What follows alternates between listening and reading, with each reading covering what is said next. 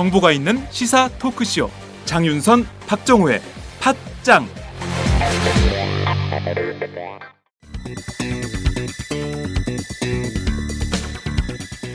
안녕하세요. 팟짱 애청자 여러분, 장윤선입니다.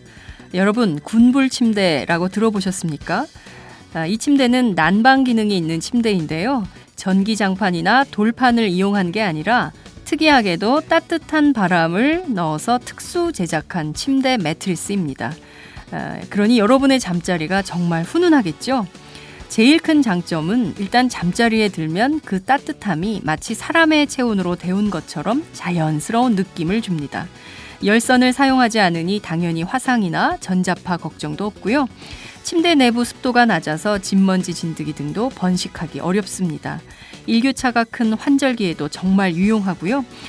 여름에도 매트리스를 항상 뽀송뽀송하게 유지할 수 있습니다. 믿기 힘드시겠지만 전기요금도 정말 적게 나온다고 합니다.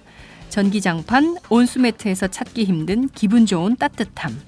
차원이 다른 따뜻함을 원하신다면 02-2245-3531, 02-2245-3531로 연락 주시면 상담과 구매가 가능합니다. 기분 좋은 따뜻함. 군불 침대. 팟짱 듣고 전화하셨다고 하면 구매하실 때에 아주 좋은 일이 생깁니다. 가계부채 1200조가 넘어섰습니다. 가계부채는 저는 할 말이 많습니다. 제가 벌써 가계부채가 이상하다, 가계부채 문제에 대해서 이 문제를 제대로 해야 된다 얘기한 게 거의 한 2000년도부터니까 한 16, 17년 됩니다. 한국 경제는 성장할 수 없습니다. 빚에 다들 허덕이고 있잖아요. 오늘도 신문에 났습니다. 이 빚을 갚느라고 소비를 할 수가 없다. 소비가 안 되니까 시장이 텅텅 비죠. 시장 텅텅 비고 자영업자 망해가죠. 빚 갚기 바쁜데 소비를 어떻게 합니까? 다 무너지는 거죠. 이 1200조 어떻게 해결할 겁니까? 그렇게 엄청난 가계부채가 있었는데 갑자기 난데없이 부동산 경기 살린다고 지금 와가지고 결국은 1200조 된 거 아니겠습니까?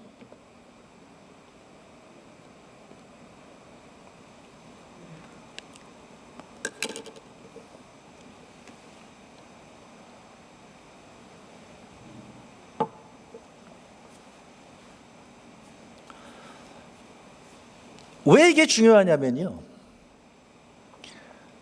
부시 정부가 바로 똑같이 이 정책을 쓴 겁니다. 지금 이 테러 방지법의 근간이 된다고 하는 애국법. 이름 참 잘 짓죠. 원래는 애국법이 아니죠.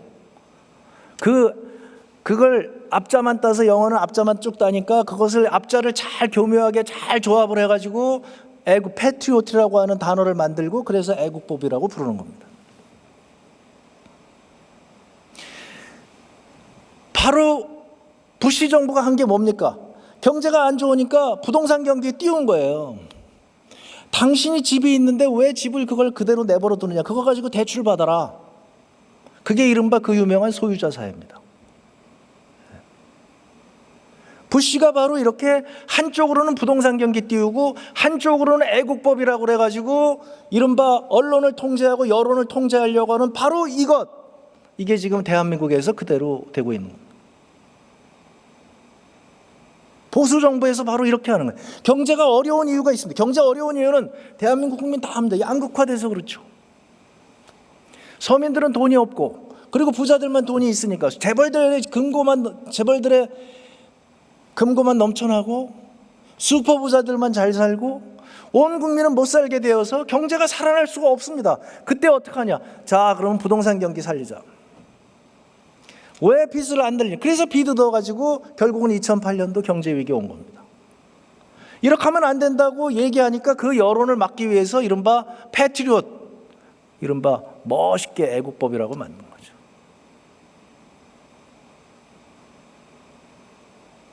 심지어 미국에서도 이랬습니다. 그런데 아까 말씀드린 대로 민주주의 역사가 일천한 한국에서는 지금 얼마 되지도 않았는데 언론은 철저하게 통제당하고 있고 바로 거기서 이 똑같은 이 보수 정부의 바로 이것이 메뉴입니다. 메뉴. 부동산 경기를 띄우자.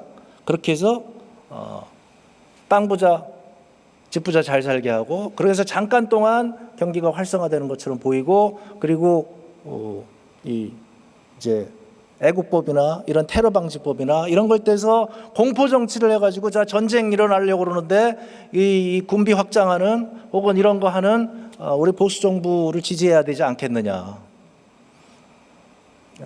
이것이 바로 전형적인 보수 정부고, 박근혜 정부는 바로 그것을 지금 따르고 있는 거다, 저는 그렇게 봅니다. 역사는 저는 경제사를 공부하면서 반복되는 게 너무나 안타깝습니다.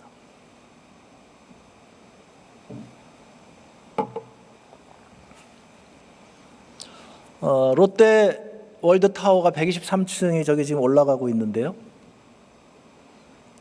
역사적으로 저렇게 고층 빌딩을 짓고 나면 경제가 무너지는 마철로의 저주라는 것이 있습니다.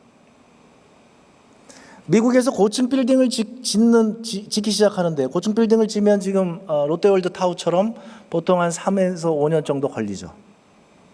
대개 그 고층 빌딩이 완성되는 그 순간에는 대공황이 벌어졌든지 불황이 아주 극심하든지 이런 상황입니다. 왜냐하면 고층 빌딩을 짓는다는 것 자체가 이게 거품이 어마어마하기 때문에 그렇습니다. 많은 분들이 잘못 알고 계시는데, 제가 건축가한테 들은 얘기로는 100층짜리 건물을 하나 짓는 것은 50층짜리 2개를 짓는 비용이 들어가는 게 아니라 50층짜리 4개 정도 짓는 비용이 들어간다. 비용이 엄청나게 들어간다는 겁니다. 그러니까 수지타산이 맞지 않는 거예요. 수지타산이 맞지 않는데도 불구하고 저렇게 높은 빌딩을 짓는다. 그것은 부동산 거품이 엄청나게 클 때만 그런 거죠. 미국에서 대개 50층 이상의 건물을 질 때가 1900년도 초입니다. 1900년도 7년도 8년도에 고층 빌딩 지면서 미국에 대대적인 엄청난 경제 위기가 왔었습니다. 지금 엠파이어 스테이트 빌딩이라고 하는 것, 저것도 역시 마찬가지로 경제 위기 한복판에 진 겁니다. 그 다음에 월드타워 센터가 그게 가장 높은 빌딩이었는데 대공황이 한복판에서 1932년, 33년도에 저게 지어집니다. 월드타워는 이제 70년대입니다. 바로 그렇게 고층 빌딩이 짓고 그렇게 해서 공황이 오고, 이게 지금 반복됩니다. 70년도에 월드타워 짓고 이제 괜찮거니 했는데 그때 바로 74년도에 경제 위기가 옵니다. 스태그플레이션이라고 하는 세계적인 경제 위기가 74년도에 오죠. 미국에서 더 이상 고층 빌딩 짓지 않습니다. 그랬더니 이제 외국으로 거기 왔습니다. 여러분 잘 아시다시피 말레이시아에서 고층 빌딩 짓고 나서 97년도 외환위기 온 겁니다. 그리고 나서 두바이에서 지금도 현존하는 가장 높은 빌딩 짓고서 2008년도에 경제위기 왔습니다. 중국의 상하이 빌딩 짓고서 중국이 지금 휘청거리고 있는 거죠. 지금 한국도 고층 빌딩이 원래 2008년도에 부산에도 그렇고 서울도 그렇고 고층 빌딩 100층짜리가 7, 8개가 계획되고 있었는데 2008년도 경제위기로 대개 없어졌는데 유일하게 저 월드타워 남고, 그럼 지금 현대차가 지금 건물을 짓겠다고 합니다. 이게 바로 거품의 상징인 겁니다.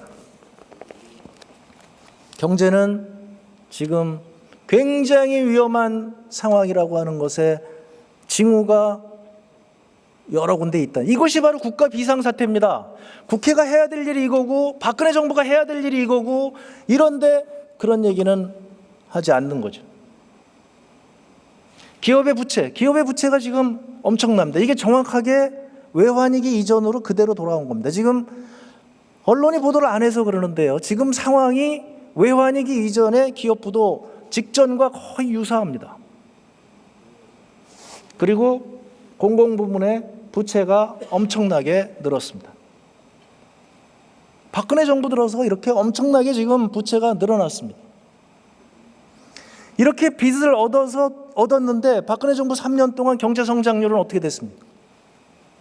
형편없었죠.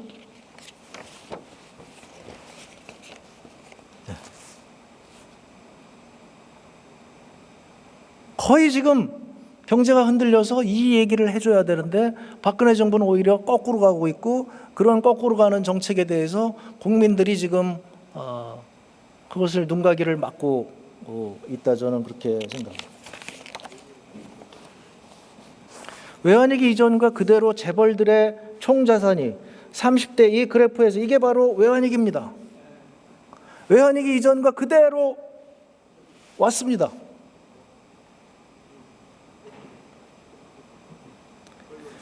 여기 경제력 집중 심화 4대 가문이 30대 재벌 자산 중에서 삼성이 5분의 1, 범삼성이 4분의 1, 4대 재벌 2분의 1, 범 4대 재벌 3분의 2. 저는 묻고 싶습니다. 어떤 게 지금 더 심각한 국가 비상사태인가? 뭐 작아서 보이진 않겠습니다만 지금 한국 기업들이 지금 부실화되고 있다. 지금 여기 나와 있는 이 기업들이라고 하는 것이 이자 보상 비율이 그 1도 안 되는 기업들이 여기 지금 빨간색으로 나와 있고요. 부채 비율이 200이 넘는 것들이 이게 빨간색으로 나와 있는데, 여기 2014년 가면 이렇게 빨갛게 나와 있는데, 이 전문가인 김상조 교수의 견해에 의하면 1996년 이후로 이렇게 빨간 걸 본 적이 없다.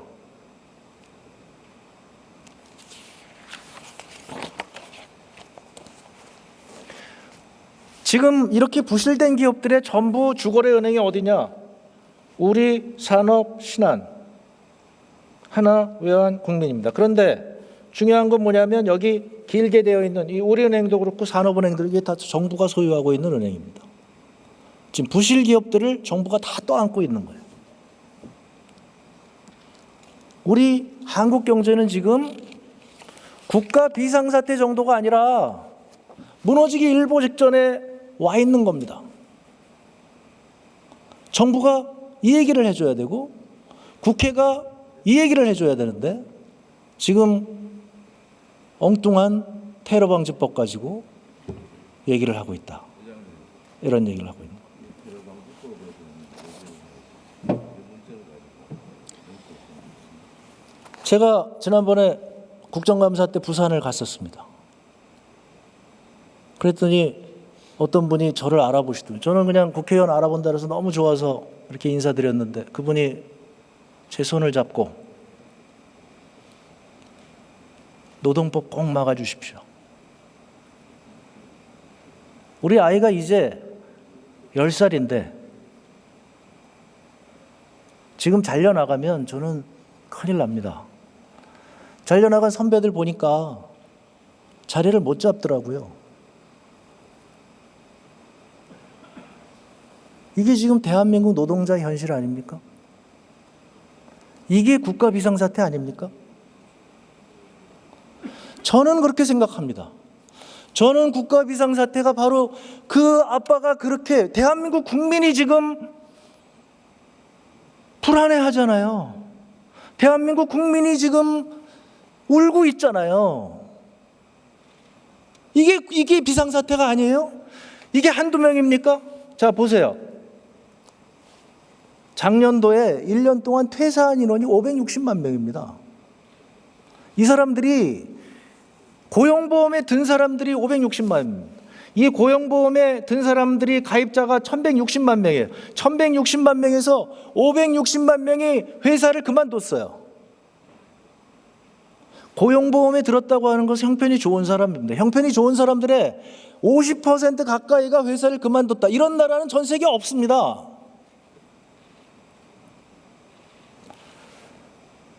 여기 고용보험에 가입하지도 못한 660만 명 합치게 되면 1220만 명이 오늘 잘릴까 내일 잘릴까 지금 이러고 있습니다. 이게 국가 비상사태가 아닙니까?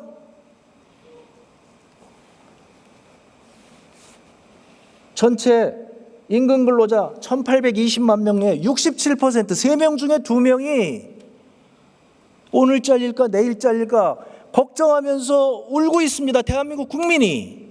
이게 국가 비상, 저는 그렇게 생각합니다. 이게 국가 비상사태라고.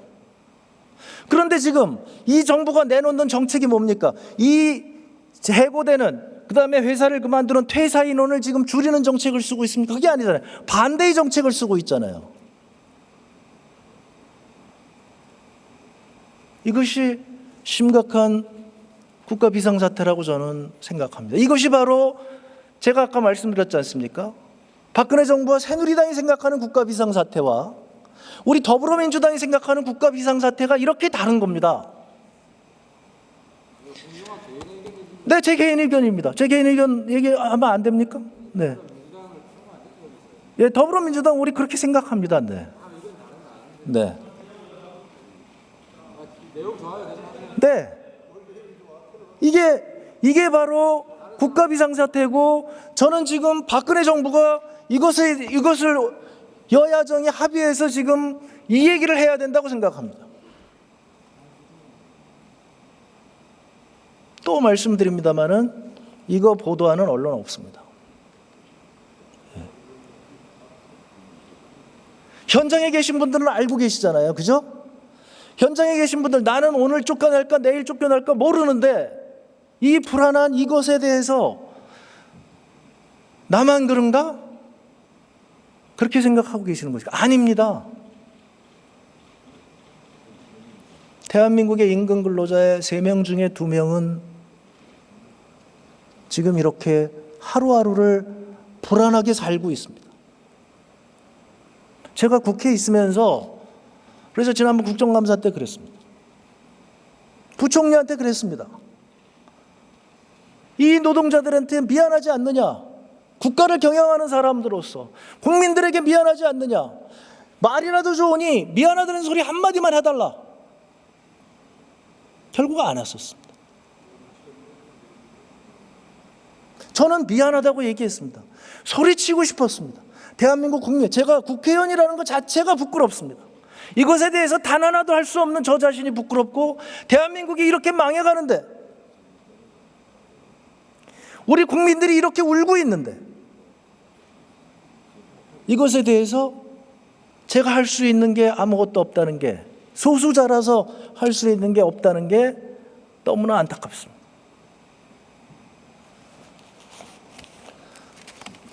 정치가 다 같은 정치가 아닙니다.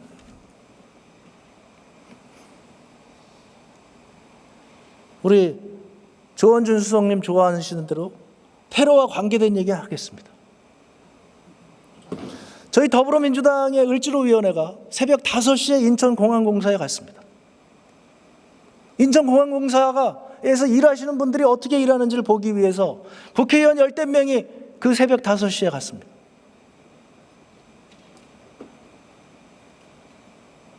새벽 5시에 청소하시는 분들, 거기서 관리하시는 분들 다 나와서 일하시더군요.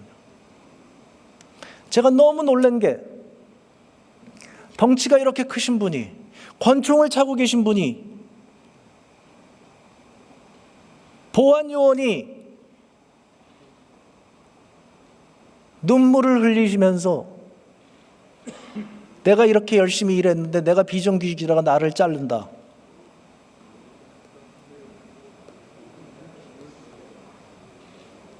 이게 대한민국의 현실입니다.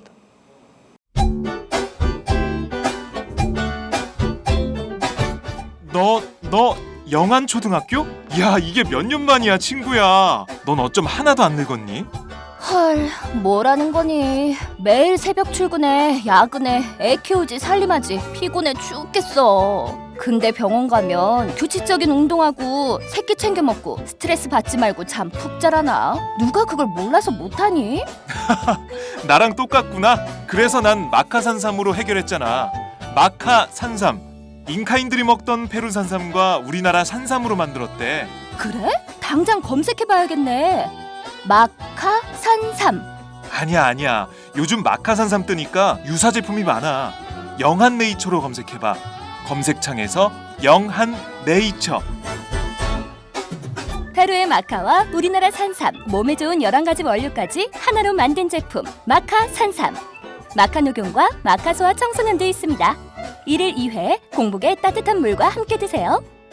영한네이처 마카산삼.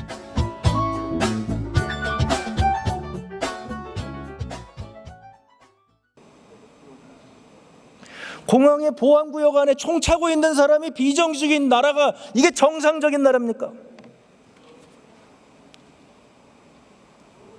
그러고서 테러를 어떻게 막습니까? 그러니까 저희는 그때 알았죠. 이게 말이 됩니까? 아니, 저기 비행기가 왔다 갔다 하고 테러범들이 언제 올지 모르는데 거길 비정규직이라고 못하는 건 아닙니다. 그렇지만 다른 거죠. 비정규직 언제 잘려나갈지 모르는데 시킨 일만 하는 거죠. 그러니까 지금 뻥뻥 뚫리는 거 아닙니까? 인천공항 다 뚫렸잖아요.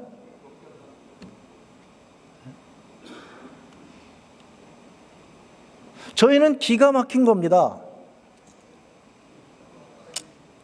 테러를 막기 위해서 테러를 막자면 그러면 인천공항에 관리부터 제대로 해야 되는 거 아닙니까?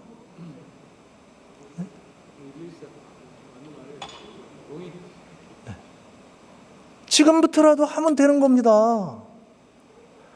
그거 안 하시잖아요. 그리고서는 지금 더 비정규직하고 더 파견하자고 지금 그거 한단 말이죠. 자, 이게 저희가 말씀드린 대로 합리적 의심이 아니냐, 저희는 그렇게 말씀을 드리는 겁니다. 그 또 말씀드리겠습니다. 지금 얘기하신 대로 지금 누구나 들어서 합리적인 이런 얘기를 저희가 국회의원이 10대 명이 가서 공항에 가서 그 을지로위원회에서 가서 그러고 났는데 그거 보도한 언론이 단 한 군데도 없었습니다.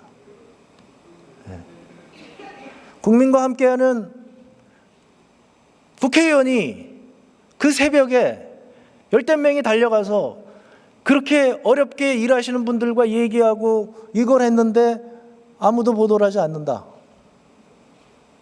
이게 지금 대한민국 민주주의의 현실입니다.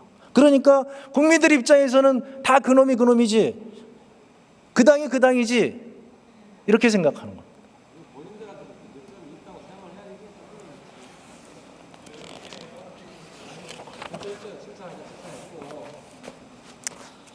끔찍한 얘기 계속 더 드리겠습니다. 대한민국의 근속연수별 퇴사인원 현황, 아까 말씀드린 대로 전체 562만 명 중에서 1년에 퇴사하는 분들 중에서 1년 미만에 퇴사하는 분이 348만 명, 62%입니다. 그리고 3년 미만은 493만 명, 87.8%가 회사를 그만둡니다. 이게 국가 비상사태 아닙니까? 제가 계속 말씀드립니다만 이러니까 대한민국 노동자들의 경쟁력이 떨어지는 겁니다. 기술을 습득할 시간이 없잖아요. 지식정보화 사회에 기술을 습득하지 못하게 만드는 정부.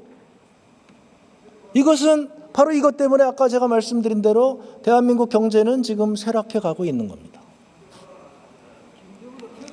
이게 바로 국가 비상사태죠.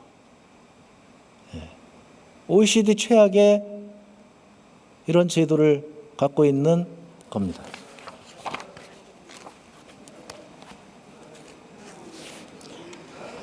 여기 연령대별로 보시면 더 끔찍합니다. 20대 이하는요, 3년 미만이 95.8%가 회사를 그만둡니다. 네. 이게 그러니까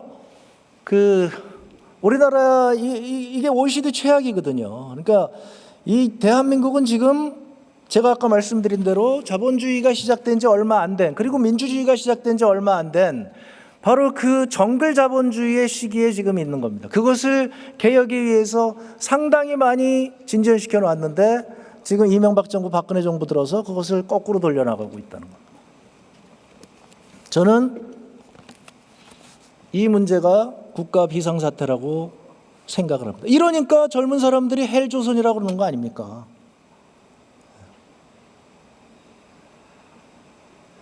이게 바로 제가 아까 말씀드렸다시피 새누리당 의원님들하고 더불어민주당 의원님들하고 생각이 다릅니다. 네. 보수와 진보의 차이가 그거죠.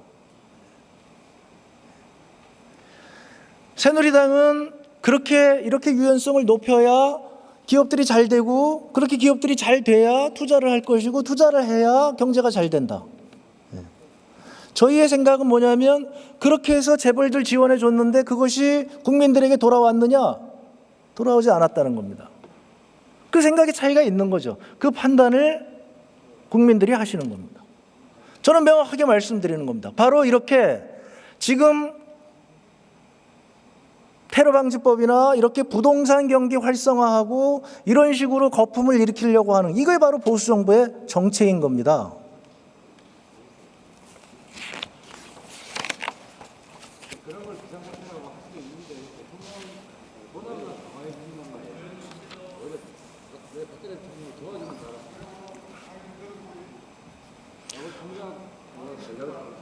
청년 실업률이 지금 이렇게 높습니다. 네.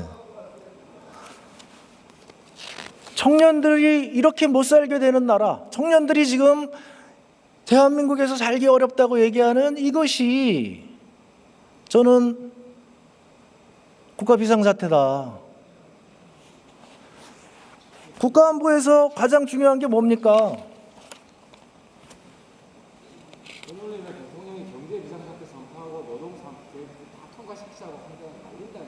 네, 그러니까 국민들이 판단하신다니까. 지금 우리 존경하는 하태경 의원님께서는 자, 이제 경제 비상사태니 그렇게 해서 아까 말씀 드린 거와 마찬가지로 지금 노동자들 노동개혁법 통과시킨다 이렇게 하실 거라는 겁니다. 네, 그게 바로 독재적인 발상이죠. 거기에 대해서 제가 나중에 다시 말씀드리겠습니다. 바로 그와 같은 사고방식 하에서 지금 박근혜 정부에서 자영업자가 8만 9천 명이 문을 닫았습니다. 그만뒀어요. 줄어들었어요. 그러니까 새로 생긴 것까지 합치면 엄청나게 줄어들었습니다. 이게 바로 국가 비상사태라고 저는 생각을 합니다. 전월세 폭등했잖아요.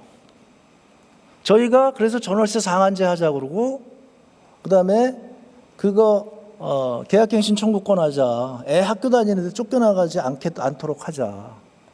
이거 3년째 저희 주장하고 있고 새누리당이 3년째 막고 있습니다. 그리고서 새누리당에서는 대안으로 내놓은 게 목돈 안 되는 전세제도라고 얘기를 했습니다. 제가 기재위에서 그건 말도 안 된다고 얘기를 했습니다. 아니 세상에 어떤 집주인이 세입자를 위해서 대출을 받겠느냐. 그랬더니 여야에서 합의를 하는데 도대체 이게 대통령 공약사항인데 이런 것도 안 들어주냐 그러고 책상을 치고 나가서 부작용은 좀 있을 건데 저희가 어떡하냐. 다수가 그렇게 얘기하니까 저희가 들어드리겠다고 합의해서 그거 통과시켰습니다. 결과가 어떻게 된지 아십니까? 작년도에 그 제도 없어졌습니다. 제가 기가 막혀서 그 실적이 몇 호입니까? 2건이랍니다. 2건. 박근혜 정부에서 경제활성화법이라고 바로 목돈 안 되는 전세 공약에 있는 거라고 반드시 통과시켜야 된다고 하는 그것 2건입니다. 그러면 지금 전월세 대책은 뭐 있습니까? 없는 거죠. 그냥 전월세 비싸니까 대출 받아서 집 사라. 이게 박근혜 정부의 정책입니다. 이게 정말 국가 비상사태 아닙니까? 인구가 줄고 있는 거예요. 지금 저출산율이 1.19명 2013년도 지금 인구가 줄어드는 아주 초저출산율 1.3을 하회하기 시작한 게 2001년부터 지금 16년째입니다. 제가 그래서 신혼부부에게 집 한 채라고 하는 포럼을 결성하고 그들에게 싸게 임대주택 공급할 수 있다 이거 했습니다. 제가 조선일보 일면 탑에 놨습니다. 허경영 씨와 같은 대통령 후보급으로 저를 만들더군요. 종편에서 엄청나게 씹어대고요. 그리고 1년 후에 정확하게 박근혜 정부에서 이 정책을 비슷한 정책을 내놨습니다. 그때는 종편이 아무도 반대하지 않더군요. 이게 지금 대한민국의 현실입니다. 이러니 이 문제가 해결이 되겠습니까? 이게 국가 비상사태죠. 인구가 줄면 지금 우리나라는 시간이 가면 갈수록 존재할 가능성이 줄어드는 그런 나라가 지금 되고 있는 겁니다. 젊은이들은 다 외국 나가서 떠나겠다고 얘기하죠. 인구는 줄죠. 이것에 대해서 지금 박근혜 정부에서 대책을 내놓아야 되는 것이고 여야정이 머리를 맞대고 얘기를 해야 되는 것이 이것인데 이런 것들은 하지 않는 겁니다. 이것이 바로 보수와 진보의 차이인 겁니다. 말씀드린 대로 이제 다 우리 연세가 들어서 이제 고령화 사회로 아주 급속하게 진입하게 됩니다. 이거야말로 국가 위기죠. 이 국가 위기에 대해서 지난 3년간 박근혜 정부가 무엇을 했는가? 새누리당이 무엇을 했는가? 저희가 제안한 정책들을 사사건건 반대만 했지 이런 것에 대해서 제대로 대책을 내놓지 못했다는 게 오늘의 현실입니다.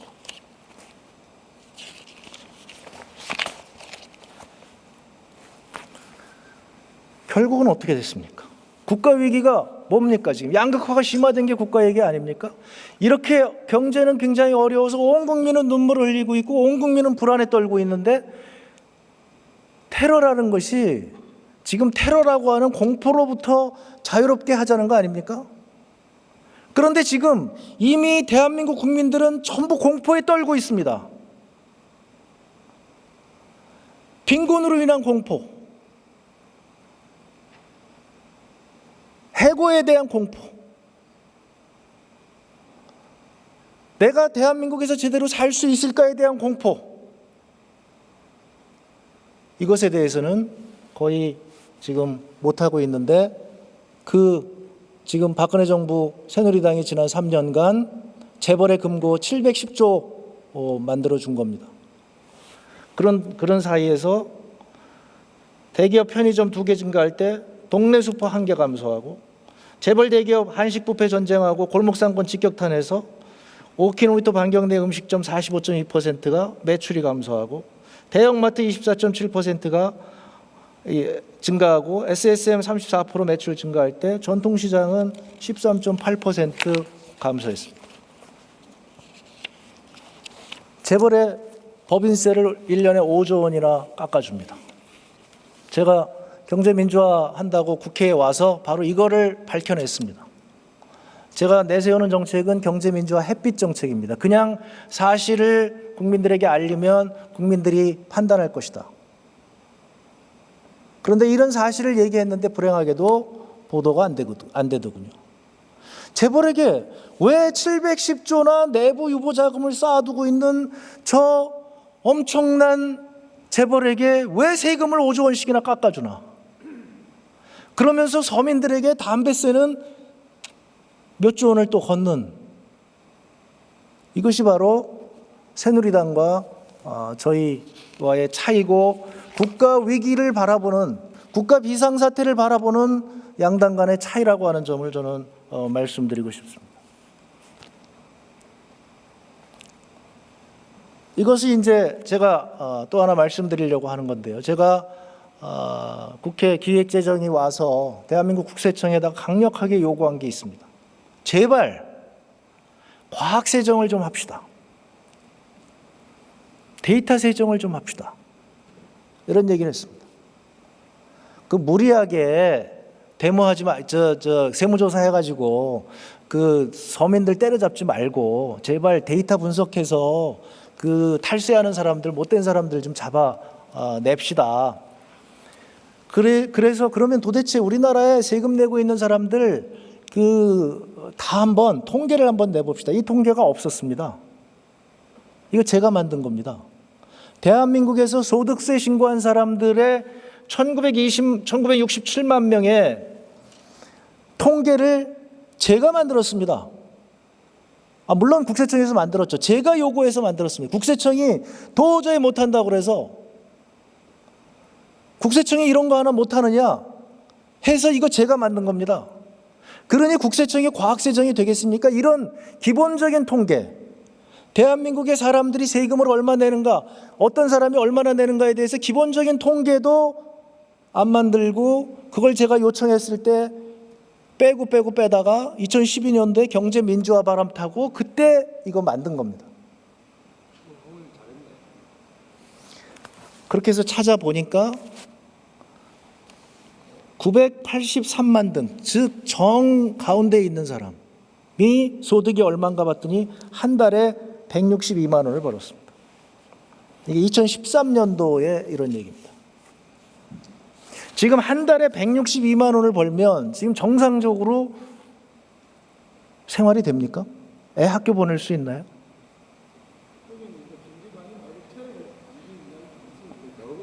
네.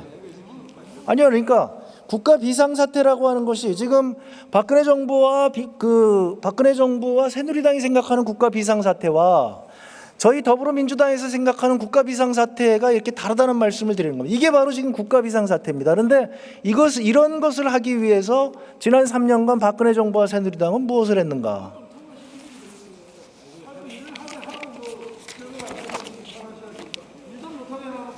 지금 시중에서는 이렇게 엄청난 보도들을 이렇게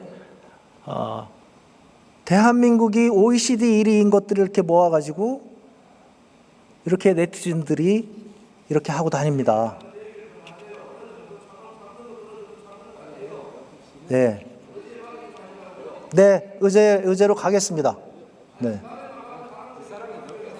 의제로 가겠습니다. 그러니까. 네. 자, 다 됐습니다. 자, 이렇게 지금 여기 보시게 되면 대한민국의 지금 사법실 시도 신뢰도 떨어지고 이 관계가 있잖아요. 낙하산 인사해가지고 이렇게 돼 있고 최악의 부패 국가로 돼 있고 정부 신뢰 안해가 이렇게 돼 있고 일자리 포기한 청년 3위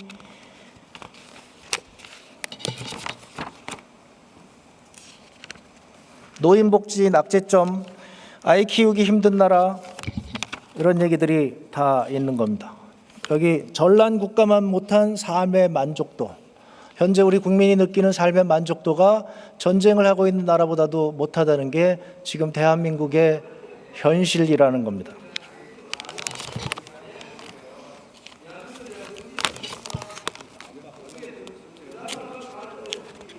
그러니까 바로 이렇게 문제가 되는 이런 것들을 박근혜 정부가 해결을 해야 되고 여야가 합의해서 해야 되는 것인데 지금 그런 일들을 우리 대한민국 국민들이 원하는 만큼 정부가 그렇게 하고 있느냐? 그것이 바로 제가 던지는 질문입니다.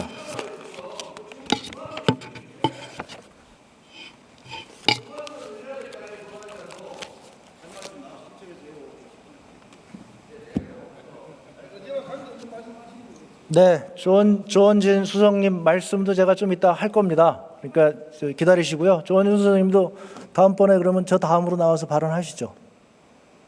그 자리에서만 그 자리에서 그렇게 해서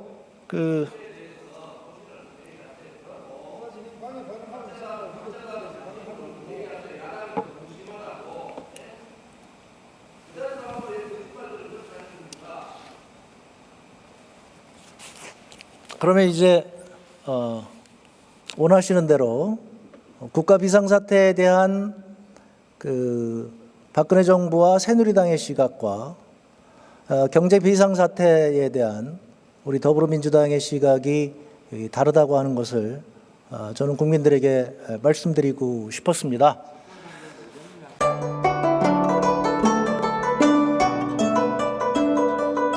안녕하십니까. 저는 정도전을 15년 전에 최초로 소설로 썼던 작가 임종일입니다. 사실 정도전을 소설로 쓰는 데만 10년이 걸렸는데 그 시절 무명의 고달픈 심신을 양꼬치와 고량주로 달래주었던 풍무 양꼬치. 풍무 양꼬치는 월드컵 4강의 기쁨도 나라골 우습게 돌아가고 분통이 터질 때도 늘 함께했던 안식처이자 사랑방이었습니다. 진짜 정의파인 주인장은 세상을 뒤집어 푼 남자 정도전을 누구보다 먼저 알아보았고 그래서 제 소설 정도전은 역사의 곡이 없습니다. 풍무 양꼬치 역시 맛과 양심이 살아있습니다. 좋은 사람끼리는 꼭 만나야 합니다. 어떻습니까? 오늘 풍무 양꼬치에서 만납시다. 2호선 구로 디지털 단지역으로 오세요. 예약 문의 02809-9292 02809-9292. 팟짱 애청자라고 하시면 정성 가득 담긴 서비스도 나갑니다. 그래서 이제 그 국민들이 보시기에 과연 지금 우리 정부와 국회가 해야 될 일이 무엇이냐에 대해서 저는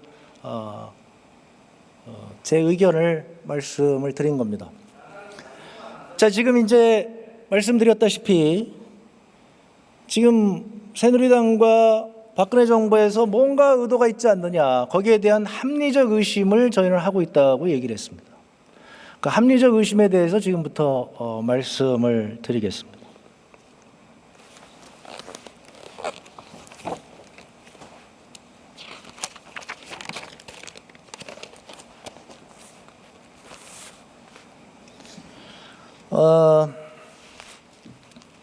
노무현 대통령께서 돌아가시게 된 데는 그 핵심이 국세청의 세무조사로부터 시작됐습니다.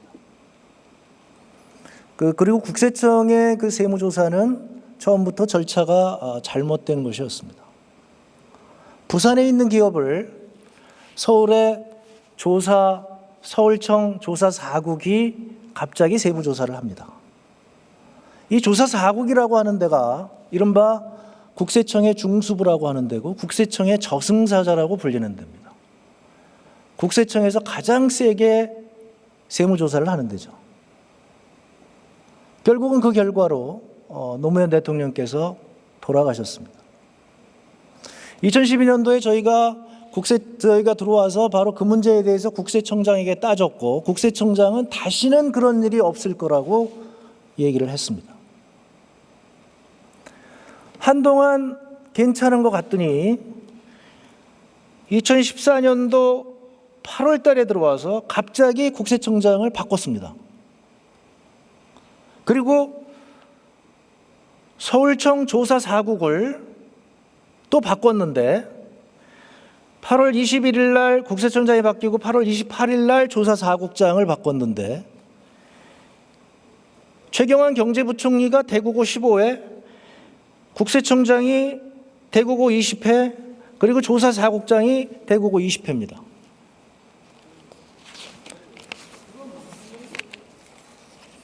네, 좀 들어보시죠. 네, 좀 들어보시죠. 네.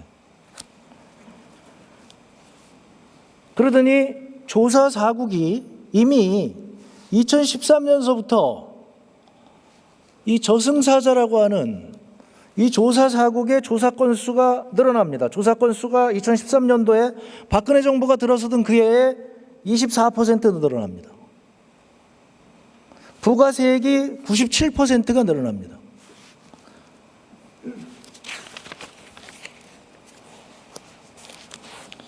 그리고서는 심지어는 다른 청에 있는 것들을 조사 4국이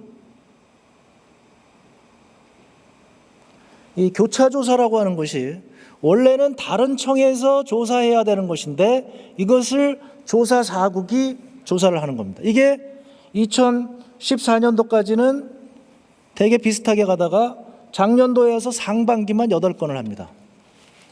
이 상반기 8건에 도대체 어디가 들어가 있는가?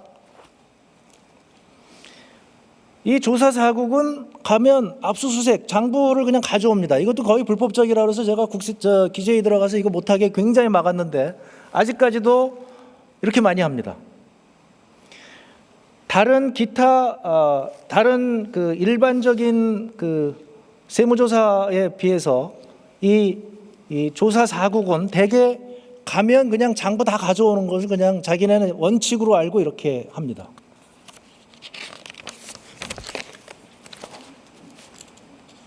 조사 4국의 조사기간도 전체 국세청 조사 기간에 비해서 2배나 깁니다. 여기 다음 카카오가 갑자기 세무조사를 받습니다.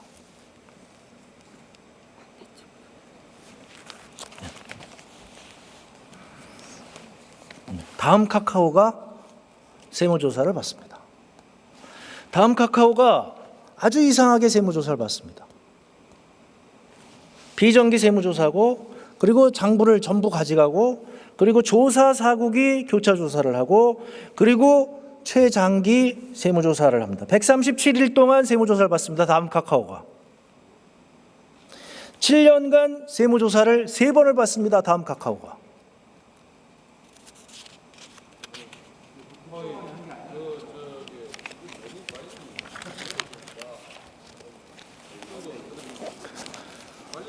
박근혜 정부의 포탈 길들이기가 어느 정도냐?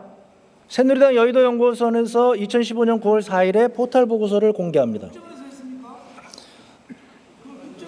지금 국정원이 문제가 아니잖아요. 예, 들어보시죠. 얼마나 관계가 있는지 없는지. 네. 예, 여기 네. 예. 그래, 들어보세요. 네. 예. 들어보시면 되잖아요. 들어보시고 얘기하셔요. 아니, 관련이 없는지 아는지 얘기하셔요. 네. 그거는 관련이 있는지 없는지는 우리 존경하는 홍주만 의원님이 지금 판단하시는 게 아니잖아요. 국민들이 판단하시는 거 아닙니까?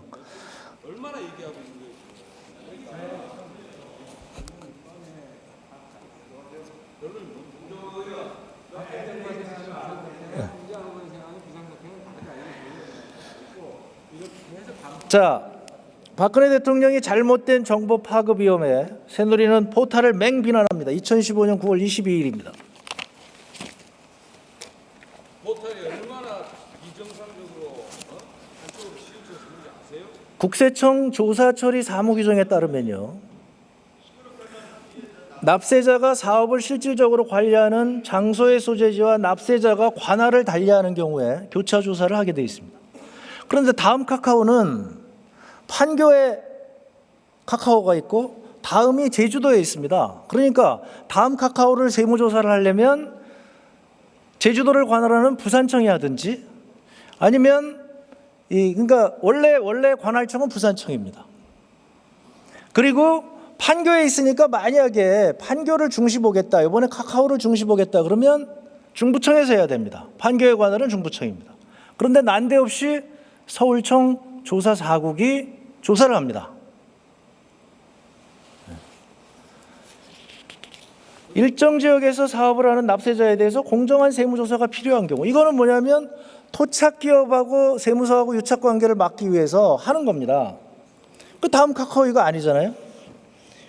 세무조사 대상 납세자와 출자관계에 있는 자, 특수관계인에 해당하는 자에 대한 세무조사가 필요한 경우, 지금 국세청에서 얘기하는 건 바로 요걸 얘기합니다. 이석우 대표가 하겠다는 거죠. 자, 그렇게 해서 그러면 과연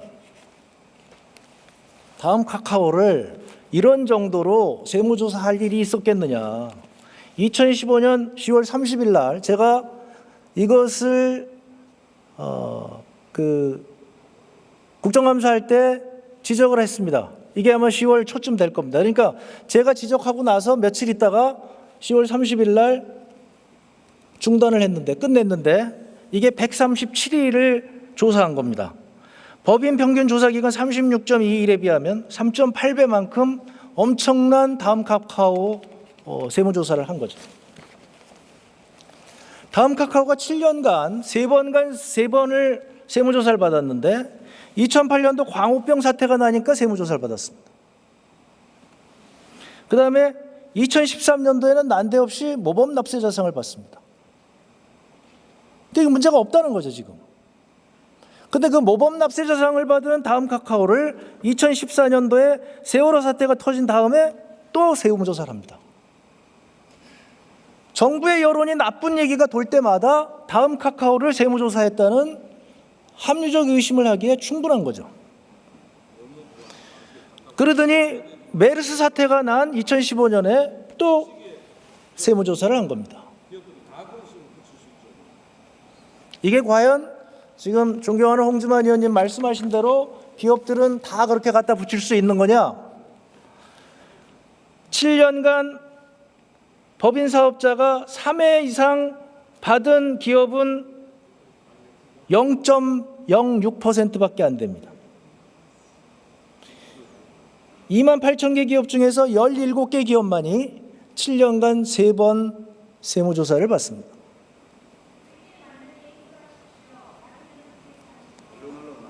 들어보셔요. 네. 얘기가 안 끝났잖아요. 네. 지금 박근혜 정부의 지금 박근혜 정부가 포탈을 어떻게 다루고 지금 정보에 대해서 어떻게 취급해 왔는가를 얘기하는 겁니다.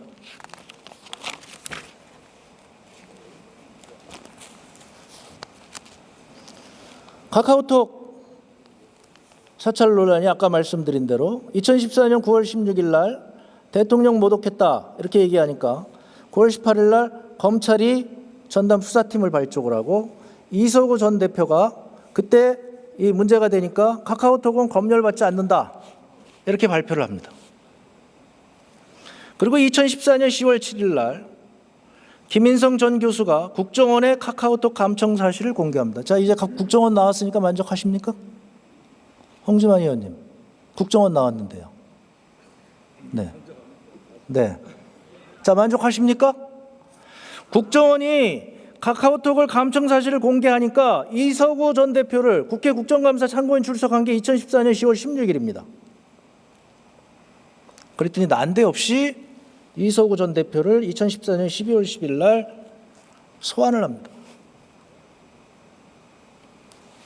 그리고 기소를 합니다. 2015년 11월 4일 날 2014년 12월 10일부터 거의 1년간을 이러고 있다가 바로 다음 카카오가 앞에서 말씀드린 대로 다음 카카오 작년도에 세무조사하던 그때 그리고 이석우 대표를 기소합니다.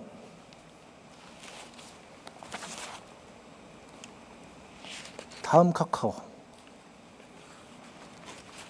최근 우리나라에서 신생 벤처기업 중에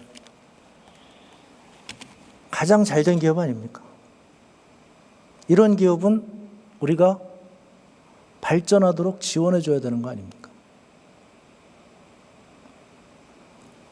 그런데 정권의 마음에 들지 않는다는 이유로 이렇게 7년에 3번씩이나 세무조사를 하고 규정에 맞지 않게 부산에서 세무조사해야 될 것을 서울청 조사 4국으로 가져오고 그리고 난데없이 137일이나 세무조사를 한 다음에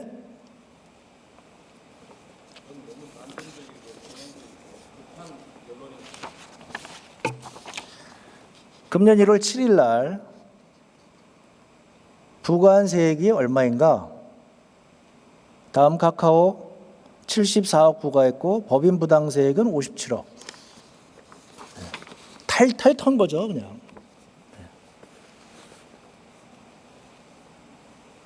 이래가지고 기업이 대한민국의 벤처 기업이 살아나겠습니까? 이래가지고 대한민국의 IT 기업이 살아나겠습니까? 이석우 대표 그만두셨죠? 네. 다음 카카오 그만뒀습니다. 그리고 중앙일보로 들어갔습니다.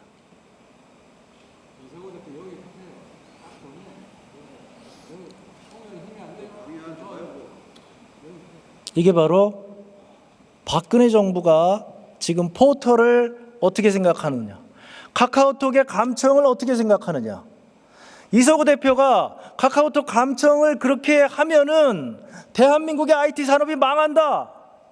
전부 다 텔레그램으로 다 간다. 텔레그램으로 얼마나 많은 사람들이 갔습니까? 그 카카오톡 그 기업 하나 간신히 살려놓은 거 그거 키워주지는 못할 망정 이렇게 한 거 아닙니까?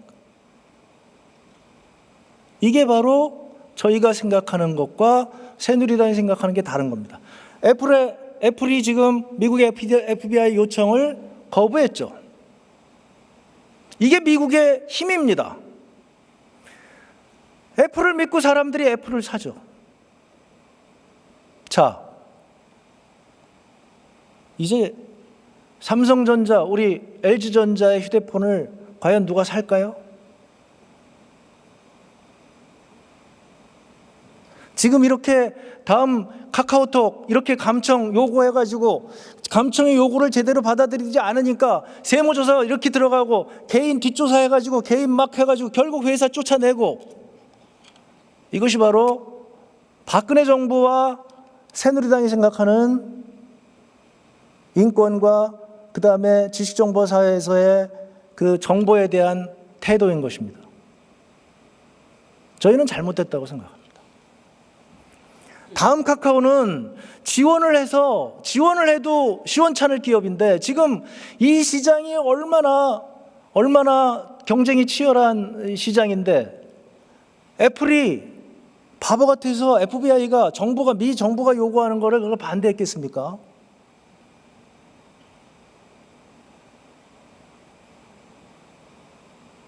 중국 소비자가 애플 사겠어요? 삼성전자 사겠어요?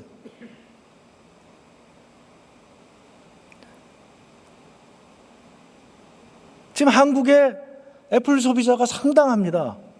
이유가 뭡니까? 이런 거 아닙니까? 그런데 지금 다음 카카오, 우리 좋은 그 메신저, 지금 세계가 다 메신저 전쟁을 하고 있는데 그 좋은 메신저 기업 하나 나왔습니다. 천재 CEO입니다. 이석우 씨 천재예요. 네이버 NHN에서 하다가 나와가지고 혼자 얼마 안 돼가지고 다음 카카오 저렇게 키운 우리나라에 정말 지원해도 시원찮을 벤처기업인데 정권의 입맛에 맞지 않는다고 이 벤처기업의 대표를 쫓아내는 정부, 이게 지금 대한민국의 민주주의라는 겁니다. 이게 바로 지금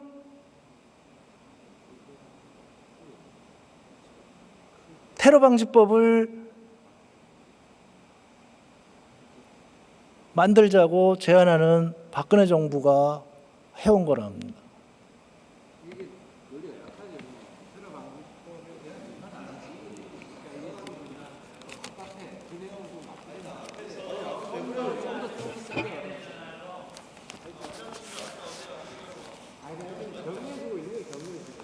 지금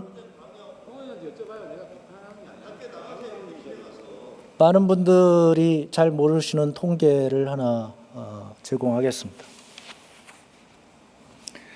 네이버 이용자를 이 수사기관의 요청에 의해서 국정원이나 검찰이나 이런 데 요청에 의해서 제공한 자료입니다. 2012년도에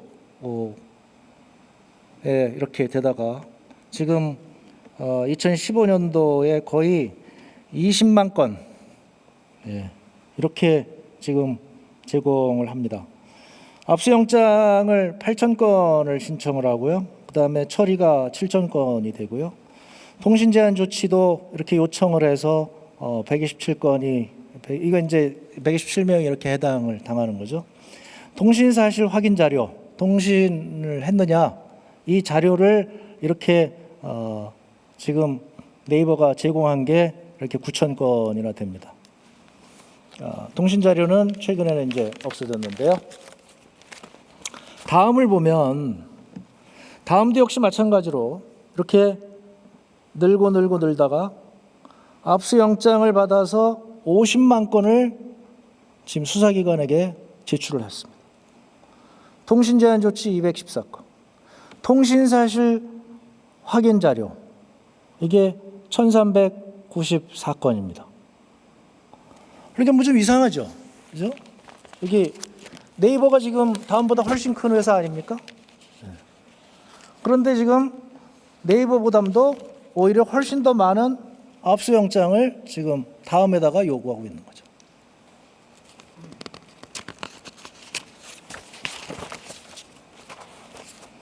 카카오 이용자 재봉 통계. 카카오도 바로 이렇게 지금 이미 제공하고 있습니다. 우리가 모르는 사이에 아까 그래서 제가 말씀드렸죠.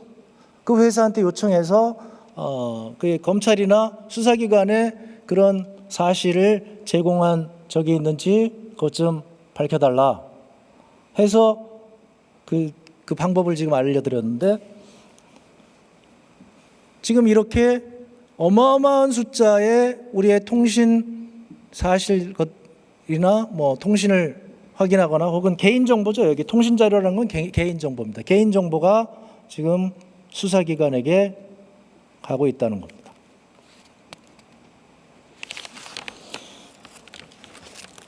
여기 국내 전체 통신사업자의 제공 통계도 여기 있습니다. 그러니까 지금 2015년도 상반기만 하더라도 여기 통신자료 56만 건, 그 다음에 처리 계정수 500만 명, 500만 명의 개인정보가 지금 수사기관에게 갔다는 겁니다. 2015년도 상반기에만 하더라도. 그리고 통신사실 확인한 자료, 통신을 했느냐 안 했느냐가 300만 건이 지금 넘어갔다는 거고요.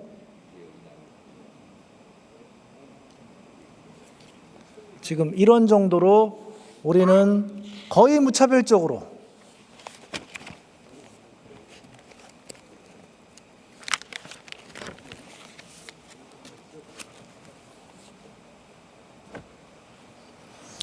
우리의 개인정보가 수사기관에게 넘어가고 있습니다.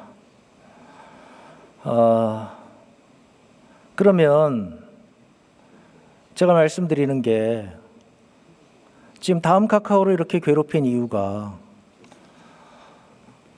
도감청을 더 하기 위해서, 즉 카카오톡 그 감청하고 그 자료를 요청을 하는데 카카오톡에서 그것을 견딜 수가 없으니 좀 줄여가지고 지금 카카오톡이 그 내부 서버에 보관하는 기간을 줄였습니다.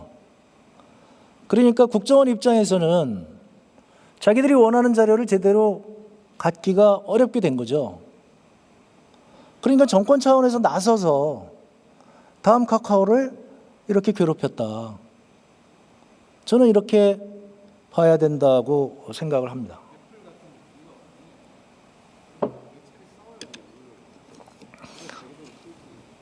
아니 그러니까 이서구 대표, 종현 하태경 의원님 그거는 잘못 얘기하시는 거고요. 이서구 대표께서 그렇게 해서 이제 다 고객들이 나가고 다음 카카오 못 믿겠다, 카카오톡 못 믿겠다, 텔레그램 가자 해가지고 붐이니까 이서구 대표가 그때 발표하셨죠. 카카오톡 더 이상 정부의 요청에 응하지 않겠다. 그 순간부터 정부의 이와 같은 정말 비겁한 이런 세무조사하고 뒷조사하고 개인 뒷조사하고 그리고 그거를 언론에다 흘립니다. 아마 여러분들이 지금 인터넷 들어가서 이서구 때리면 안 좋은 얘기만 아마 쭉 나올 겁니다.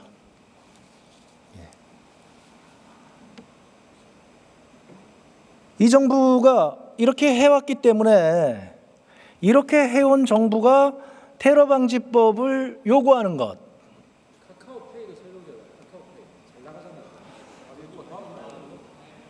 그런 것들을 얘기하는 게 바로 저희는 합리적 의심이라고 저희는 생각을 합니다. 하태경 의원님께서 얘기해 주신 대로 저희가 생각하는 굉장히 중요한 것 중에 하나가 바로 이겁니다. 바로 이 법이 한국의 IT 산업을 망가뜨린다는 겁니다.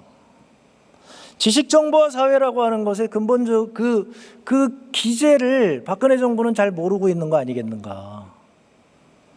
지금 애플에서 그렇게 정부의 요청에 거부하는 이유는 경쟁이 굉장히 치열하기 때문에 그렇습니다. 지금 이미 제가 이제 생각하는 게 뭐냐면, 아까 그 국세청도 그렇고 지금 이 국정원도 그런데요. 지금 이제 이렇게 보는 거죠. 그러니까 국정원이 우리가 이 필리버스터에서 이제 온 국민이 아시게 된 것처럼 옛날에 얘는 그냥 무소불위의 권력을 휘둘렀습니다. 그래서 국회에 여기 상주했습니다. 무슨 정보기관 요원이 그런 정보기관 요원이 있는지, 나 국정원 요원입니다 이러고 돌아다녔어요. 국정원 요원이다 그러고 정보 달라 그러면 사람들이 가서 주는 거죠. 근데 지금 굉장히 좋아져서 그걸 못하게 된 거예요. 그러면 국정원은 지금 이와 같은 IT 산업의 IT 기술을 이용해서 새로운 방식의 정보를 습득을 해야 되는 겁니다. 국정원이 그런 노력을 했느냐? 그런 노력을 해서 어떤 성과를 얻었다는 얘기를 저는 못 들었습니다. 제가 생각할 때는 아까 말씀드린 대로 만약에 지금 빅데이터 시대에 국정원이 테러리스트를 정말로 조기에 찾고자 한다면 테러 방지법에 연연할 것이 아니라 빅데이터에 투자를 해야 된다고 하는 것이 저의 생각입니다. 바로 이것이 제가 안타깝게 생각하는 겁니다. 국세청이 제대로 된 기관으로 거듭나기 위해서는 제가 4년 내내 과학세정을 하자, 데이터를 분석을 하자, 그래서 탈세자를 찾아내자, 이거 절대 안 합니다. 국세청이 얼마나 한심했던 거 아니? 대한민국에서 저기 강남에 1년에 몇 억짜리 월세가 한 달에 4천만 원, 5천만 원 되는 집이 있습니다. 그 월세에 대해서 세금을 제대로 부과하고 있느냐? 이거를 확인해 달라고 그랬더니 확인 못 한답니다. 통계를 달라고 그랬더니 통계 없답니다. 그러면 월세 받은 거에 대해서 그거 과세 안 하느냐? 모른답니다. 그러더니 불이 나게 그러면 왜 노동자들은, 근로자들은, 직장인들은 단돈 1,000만 원 벌고 2,000만 원을 벌어도 과세하면서 저렇게 월세로 수천만 원씩 버는 사람은 왜 과세 안 하느냐? 제가 얘기해서 그게 문제가 되어서 그랬더니 그냥 법을 만들더군요. 네. 그래서 일정 기간 동안 또 과세를 연기한다. 이렇게 새누리당에서 법을 내서 또 2천만 원 이하는 과세 안 독립해서 과세 안 하는 걸로 지금 그렇게 되어 있습니다. 국세청도 지금 마찬가지로 지식정보 사회에 굉장히 많은 정보가 밖에 있습니다. 지금 저희가 SNS라고 하는 이것에 대해서 지금 거의 그냥 다 공개하고 살잖아요. 미국의 CIA 국장이 청문회에 나와서 그런 얘기했습니다. 자기들의 입장에서는 노다지가 지금 터진 것 같다. 사람들이 그냥 자기를 다 공개하니 자기들 입장에서는 그것만 잘 분석해도 뭐 테러리스트 다 잡아낼 수 있다. 미국에서 9.11 테러가 나고 나서 미국의 FBI가 굉장히 많이 바뀌었습니다. 그 중에 하나가 뭐냐면 왜 9.11 테러를 사전에 예방하지 못했느냐. 그것에 대해서 분석 보고서가 결국에 나온 거 보니까 정보는 많았는데 그 많은 정보를 수집하고 소화하고 해석할 수 있는 능력이 없었다. 그래서 9.11 테러 이후에 미국이 엄청나게 많은 돈을 들여서 그 시스템을 통합을 한 겁니다.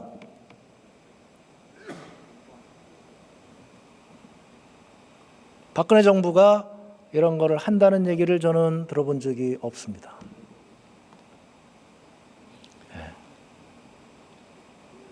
너무나 안타까운 일입니다. 우리의 IT 산업, IT 기업은 저렇게 못 살게 해서 죽이고, 그리고 국정원이 진짜로 해야 될 일, 그것들은 하지 않으면서 엉뚱한 법을 내가지고 지금 인권을 탄압하는 거 아니냐, 이런 얘기입니다.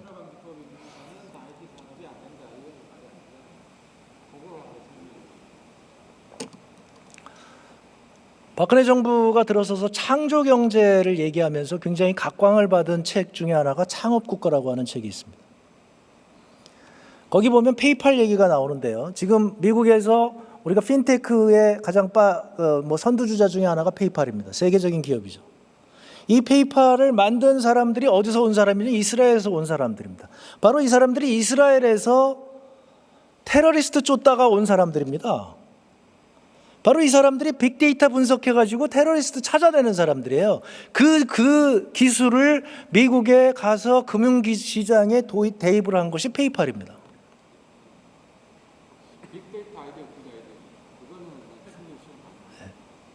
세상은 이렇게 바뀌고 있는 겁니다. 그런데 박근혜 정부는 아직까지도 국정원에 의존하는 70년대 사고방식으로 그걸 하겠다고 하니, 그리고 국정원 요원들은 그렇게 빅데이터 분석을 하는 것이 아니라 댓글을 달고 앉아 있으니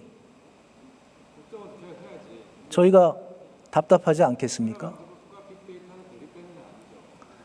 그리고서는 그 국정원에 지금 엄청난 권한만 또 주자, 이렇게 얘기를 하는 것을 저희가 어떻게 받아들여야 하는지 저희는 깝깝하게만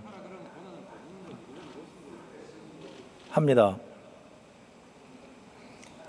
국정원이 최근에 이제 여러 가지 이 문제가 계속 지금 진행이 되고 있지 않습니까? 그런 거에 대해서 얘기하지 않으면서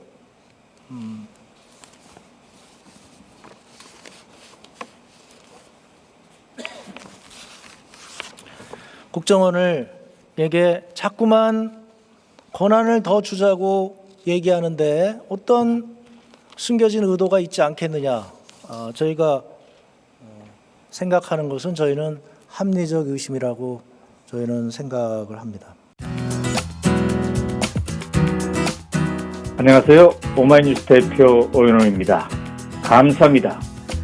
여러분의 성원 덕분에 바로 어제 오마이뉴스의 10만인 클럽 회원 10,000번째 참여자가 탄생했습니다. 여러분의 응원 덕분에 오마이뉴스는 더욱더 힘차게 권력과 자본의 눈치를 보지 않고 뚜벅뚜벅 참 언론의 길을 갈 수 있게 되었습니다. 계속 성원해 주십시오. 10만인 클럽 회원이 2만 명 정도가 되면 사실상의 진보 종편도 가능합니다. 자, 그 길을 위해 독자 여러분 함께 해주십시오. 감사합니다.